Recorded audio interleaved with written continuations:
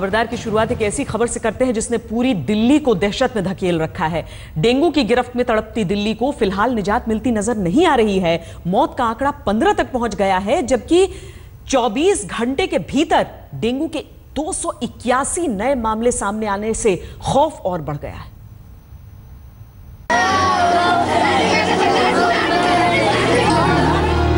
अविनाश, अमन, सचिन, नेहा, मोनिका, मेनका, जतिन महतो, अब तक 15 मौतें हो चुकी हैं और दिल्ली पूछ रही है कि और कितनी जान लेगा डेंगू, और सरकार कह रही है इंतजाम पुख्ता है।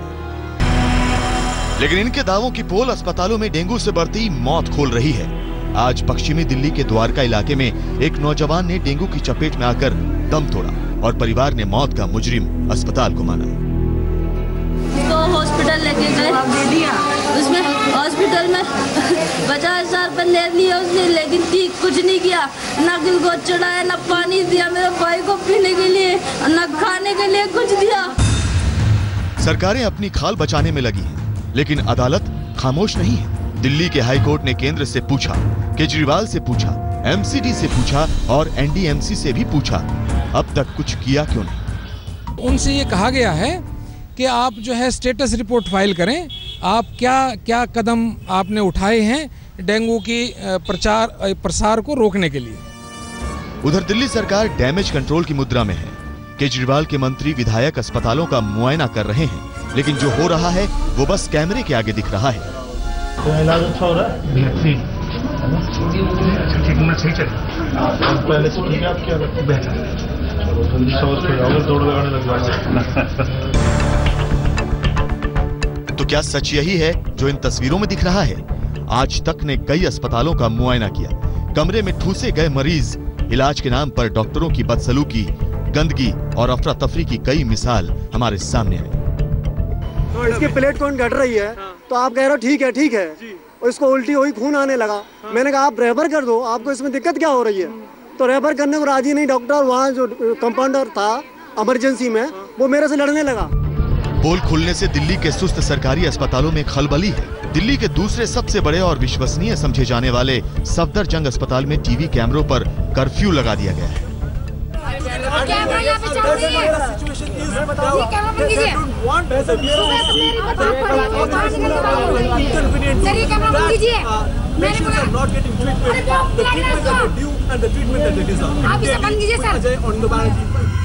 क्या कैमरों की जद में आने से बच जाने की इस जद्दोजहद से दिल्ली वालों की जान बच पाएगी?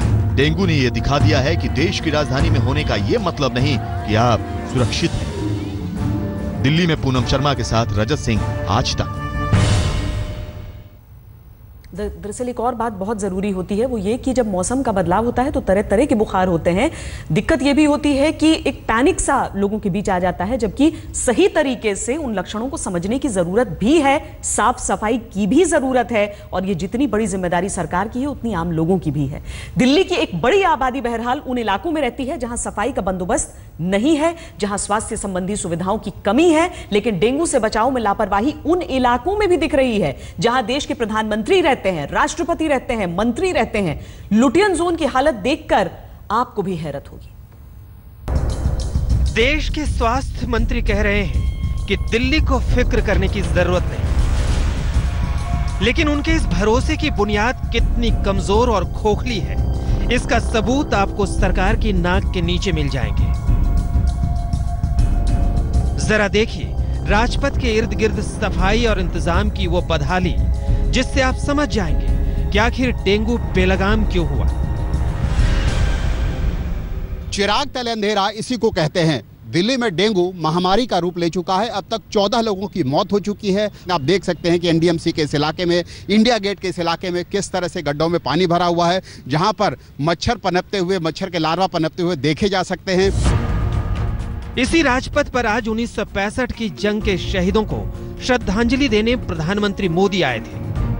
बैकग्राउंड में देशभक्ति के गीत गूंज रहे थे और 100 मीटर की दूरी पर डेंगू से निपटने के इंतजामों की पोल खुल रही थी। जरा अनुमान लगाइए, राजपथ से 500 मीटर की दूरी पर राष्ट्रपति भवन है, करीब 400 मीटर की दूरी पर नॉर्थ ब्लॉक है, जहां देश के गृह मंत्री, वित्त मंत्री का दफ्तर है। 400 मीटर की दूरी पर ही साउथ ब्लॉक है, जहां पीएमओ है। यह दिल्ली का वीवीआईपी इलाका है, जहां संसद से लेकर तमाम मंत्रालयों की विशालकाय इमारतें हैं, जिनकी साफ सफाई पर करोड़ों की रकम खर्च होती है। लेकिन चिराग तले कितना घना अंधेरा है, इसकी एक और बानगी देखिए।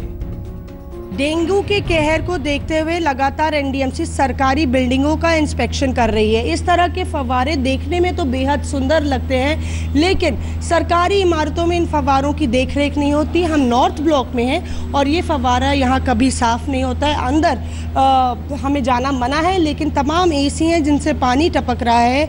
नॉर्थ ब्लॉक में भी वित्त मंत्रालय और गृह मंत्रालय को चालान हो चुका है। लगभग 3300 चालान हो चुके हैं पूरी सरकारी इमारतों के। जिन पर जनता की जान बचाने का जिम्मा है, वो खुद डेंगू से मुकाबले के लिए किस कदर तैयार हैं, इसका भी हाल देखिए। डेंगू की रोकथाम में नाकामी पर राष्ट्रपति भवन को 90 नोटिस जारी हो चुकी है। गृह मंत्रालय को चालान तक भेजा जा चुका है। वित्त मंत्रालय को भी नोटिस दी गई है। राम मनोहर लोहिया अस्पताल को 14 नोटिस और 4 चालान हुआ है। एम्स को भी 9 चालान और 22 नोटिस थमा दी गई है। सफदरजंग अस्पताल के नाम भी 6 चालान और 12 नोटिस दर्ज है। लेकिन विडंबना देखिए कि डेंगू जैसे गंभीर खतरे पर भी राजनीति गरमाई जा रही है। कांग्रेस केजरीवाल सरकार के खिलाफ सड़क पर है। कांग्रेस सवाल तो उठा रही है, लेकिन जहां उसका राज है, वहां भी डेंगू का ही राज चल रहा है। यहाँ पर जहाँ पानी पीने की जगह है कांग्रेस मुख्यालय में, वहाँ नीचे एसी से गिरता हुआ पानी, और ये पानी आप देख सकते हैं यहाँ पर पानी पड़ा हुआ है, और ये नीचे अगर आप देखें लगातार पानी यहाँ पर जमता रहता है, पड़ा हुआ है। और इस बात का खास ख्याल रखना होगा। निश्चित तौर पर भले ही बाहर से सब सफाई दिख रही हो, कोशिश की गई हो, लेकिन कुछ जगहें ऐसी हैं जो कमज़ोर कड़ी आप कह सकते हैं इस सफाई की कांग्रेस मुख्यालय के भीतर। कर्नाटक में डेंगू के 3633 केस सामने आ चुके हैं। 3 मरीजों की मौत हो चुकी है। केरल में 3012 मामले दर्ज हुए हैं, 19 की मौत हो चुकी है। अरुणाचल प्रदेश में 1682 मामले, 4 मौत की पुष्टि हो चुकी है। यानी सरकार किसी की हो सकती है, आपके लिए इंतजाम कुछ भी नहीं हो सकता। मौसमी सिंह और कुमार विक्रांत के साथ बालकृष्ण, दिल्ली आज तक।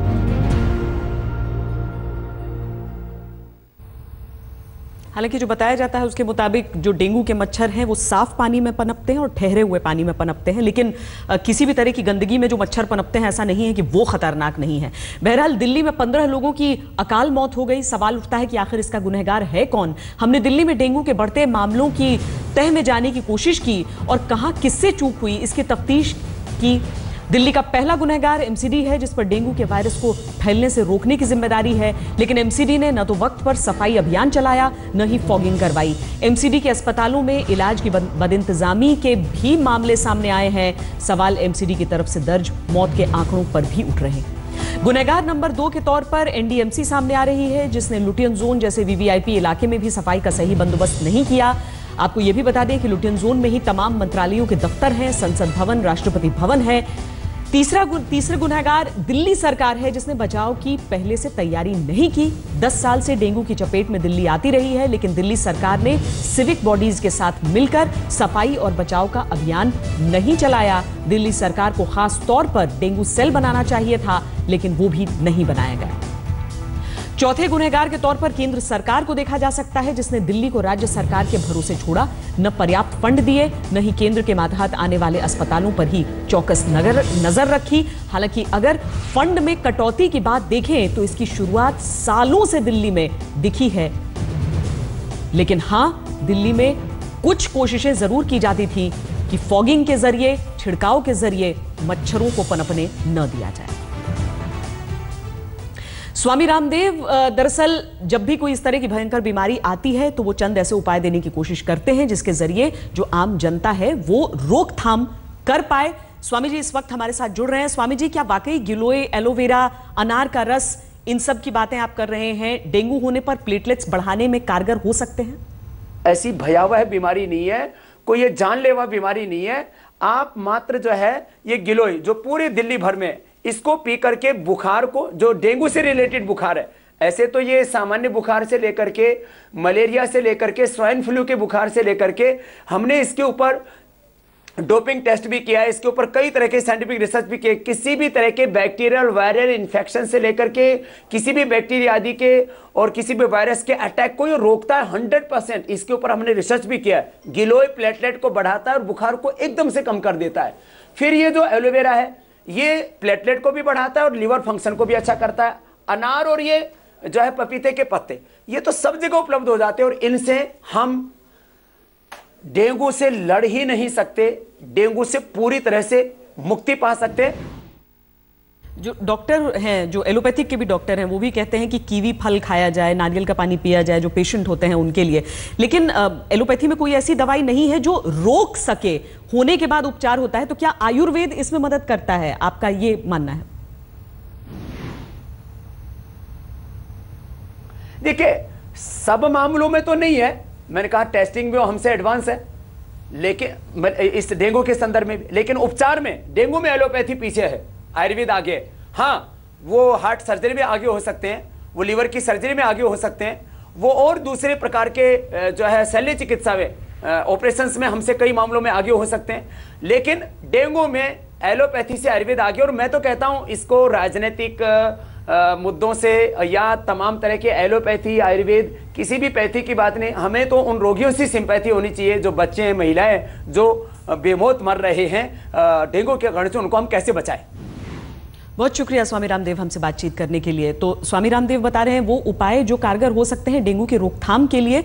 हालांकि साथ ही साथ सभी ये कहते हैं कि अगर उस तरह के लक्षण नजर आए तो अस्पताल जरूर जाएं, उपचार करवाएं बाकायदा, जो सही तरीका बताया जा रहा है, और साथ ही रोकथाम के लिए क्या किया जा सकता है वो भी हमने आपको दिखाया है।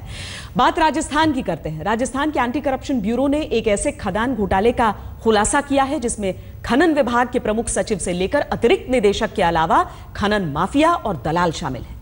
महज 12 घंटे के ऑपरेशन में एसीबी ने 8 लोगों पर शिकंजा कसा, जिन्हें 5 दिनों के पुलिस रिमांड पर भेज दिया गया।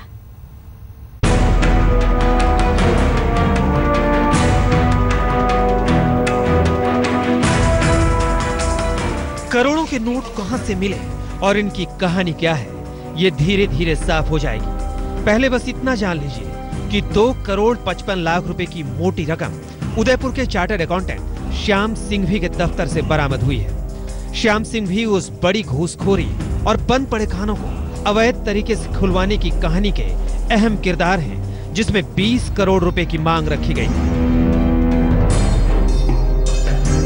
इस खेल का खुलासा उस वक्त हुआ जब एक फोन टैपिंग के दौरान सूबे के एंटी करप्शन विभाग को यह पता चला कि दलाल संजय सेठी के जरिए खान विभाग में 20 करोड़ रुपए की डील होने वाली है। ये एक निरोल भ्रष्टाचारियों का एक ग्रुप है जो भ्रष्टाचार के माध्यम से कुछ को परेशानी में डाल करके उनसे पैसा लेना, जा फैसिलिटेट करना, वो उस जैसा काम है।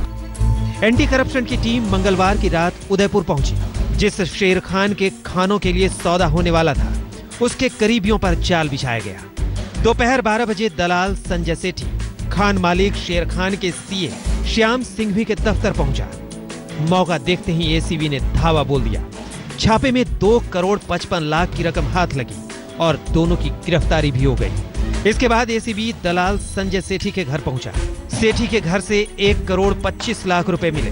पूछताछ में पता चला कि लेन-देन की डील खान विभाग का अतिरिक्त निदेशक पंकज गहलोत कराता था। एसीबी का शिकंजा पंकज गहलोत पर भी कस गया। पंकज गहलोत के घर से 3,25,000 रुपए मिले। घर की तलाशी में एक डायरी हाथ लगी जिसमें खानों के खेल का कच्चा चिट्ठा था। साथ ही ये सनसनीखेज खुलासा भी हो चुका था कि राजस्थान में खान विभाग के प्रमुख सचिव को कब कितनी रकम दी गई। पंकज गहलोत जो हैं, ये सरकारी कर्मचारी हैं, जो इस सारे जो सुविधा शुल्क उनको जो मिल रहा है, जिस काम के लिए मिल रहा है, उनका वही रोल है। खान के खिलाड़ियों को दबोचने के बाद एसीबी ने खानों को खोलने और बंद कराने वाले इंजीनियर पुष्कर राज आमेटा को दबोचा। आमेटा के 14 खातों से 43 लाख रुपए मिले। अमेठा के दलाल रशीद खान को भी गिरफ्तार कर लिया गया। रशीद खान के बाद खान मालिक शेर खान की बारी आई। पूछताछ में यह साफ हो चुका था कि इस घूसखोरी के रैकेट को चलाने वाला खान विभाग का प्रमुख सचिव अशोक सिंघवी था। एसीबी के डीजी नवदीप सिंह और आईजी विधानसभा जाकर मुख्यमंत्री वसुंधरा राजे से मिले, जहां से सिंघवी पर कार्रवाई की हरी झंडी मिली। इस मामले में अब तक 8 लोगों की गिरफ्तारी हो चुकी है, जिन्हें 5 दिन की पुलिस रिमांड पर भेज दिया गया है। बुधवार दिन के 12 बजे से रात के 12 बजे तक चले ऑपरेशन में सबको नाप दिया गया। शरद कुमार, उदयपुर, आज तक। प्रधानमंत्री नरेंद्र मोदी आज 65 साल के हो गए। उनके जन्मदिन पर देश भर से उन्हें बधाइयां मिली, खास से भी, आम से भी।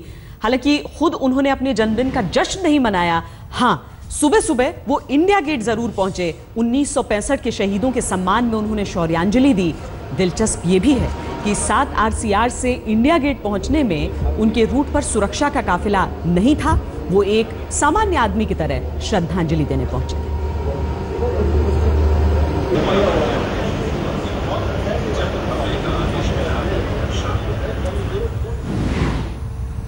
अब प्रधानमंत्री नरेंद्र मोदी वाराणसी जाने वाले हैं, लेकिन कोई पेच तो है, कोई तो चीज है कि नरेंद्र मोदी के बार बार वहां के दौरे कैंसिल करने पड़ते हैं। प्रधानमंत्री के वाराणसी दौरे पर हमारा विशेष देखिए इस ब्रेक के बाद।